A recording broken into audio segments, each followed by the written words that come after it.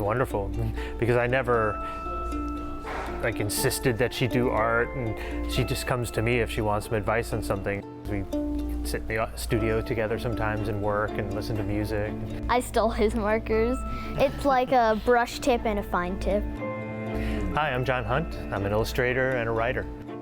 I'm Emma Hunt, and I would say I'm an illustrator. Well, the anthology is actually put together by Tate. They solicit people to submit comics. And last year I submitted a comic and did the cover. This year I just did the cover. This was the anthology from last year where I did the cover. And then this was this year's cover for the 10th anniversary. I must have done 10 or 12 different ideas, sketches. Because we're in the anthology, they also allowed us all to set up tables at the event that they had and sell our work and sign the comics.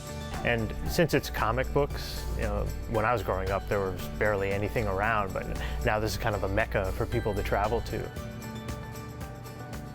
It was an honor because I didn't think I would be in the book. I was like, oh, I might not get in because there's like a lot of adults doing it. And actually this year, I think it was 4 younger girls got into the book and we all sold stuff.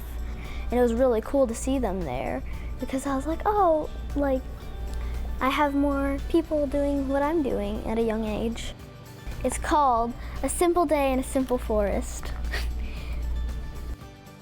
Since I was a kid, I was just drawn to science fiction, fantasy. I loved classical art, but I wanted to paint stuff that didn't exist. And I found things like comics and storyboards and fantasy and science fiction books were what really allowed me to do that sort of work. I don't do a lot of sequential comic work, although I do storyboards for TV commercials and things like that. I do a lot of images for book covers, posters, album covers. I've been doing a lot of recently because vinyl is kind of making a comeback. I was trained watercolor and oils, and probably only about 25–30% of what I do now is actual painting. I do a lot of stuff digitally. It's actually a digital painting. I did this for a game.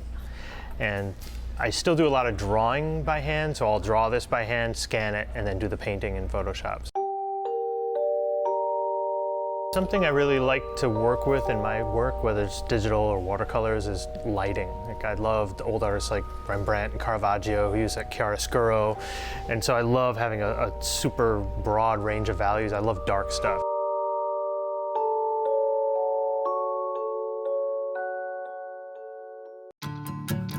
I don't really draw realistic stuff. I really like sci-fi. And I make little clay sculptures and then I paint them and then I string them.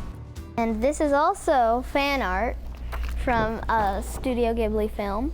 They're called ohms, and they're like these big bug creatures. And this is watercolor and mixed with pencil. Working in a studio by yourself, it can get to be a drag after a while. And I guess it comes back to the community thing I was saying that Tate's is trying to foster. And she gets to see all these people that are actually doing this for a living, doing art and making money from it.